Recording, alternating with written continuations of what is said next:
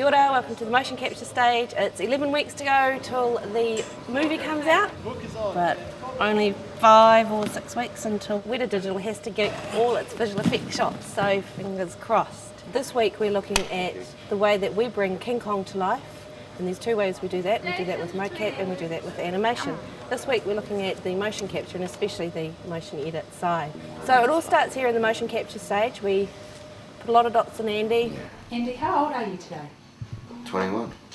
That's gorilla years. Right? Times like this, you really do wonder what you're doing with your life. Andy does a particular performance. We take the pattern of dots, which the motion capture cameras see. We can figure out where those markers are moving in 3D, and from that pattern we figure out what muscle groups in his face are moving.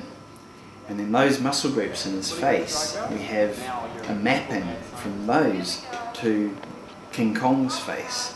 And it turns out that humans and gorillas have quite a similar musculature.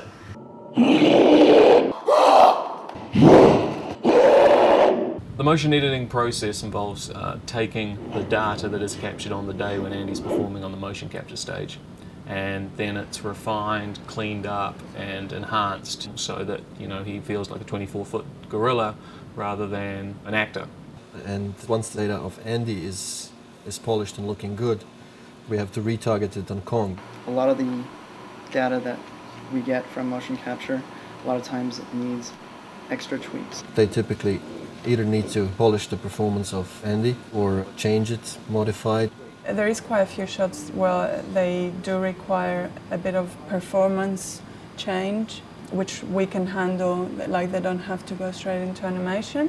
One of the neatest things about Mark Sager software, which is the actual brain behind this whole thing, is that it analyzes Andy Serkis's performance. It looks at how his face is moving as a human, and then translates that as to how it would work as a gorilla.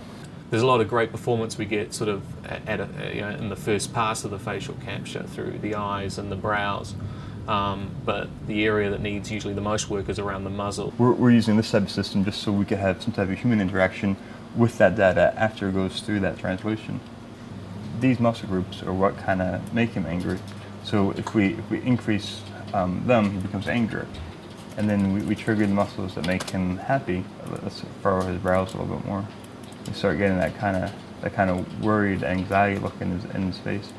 And again, it would be the same performance, just different muscles creating that emotion. I'm just trying to adjust a few muscles that maybe weren't picked up as good in the motion capture. You can see he kind of starts, he's really, really angry and wound up, and then he suddenly lost it. So basically the transition doesn't exist, which is something I had to add.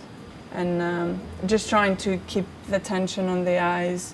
And one good thing that we get through the mocap is the realistic eye movement. When you're looking up and down, you're deforming your lid because the eyeball is not perfect sphere and it's pulling. There is a friction, so it's pulling the eyelids. We could transfer this into eye direction, into gazing. It worked really well. If the thing looks good, it doesn't really matter if it's motion capture or if it's animation.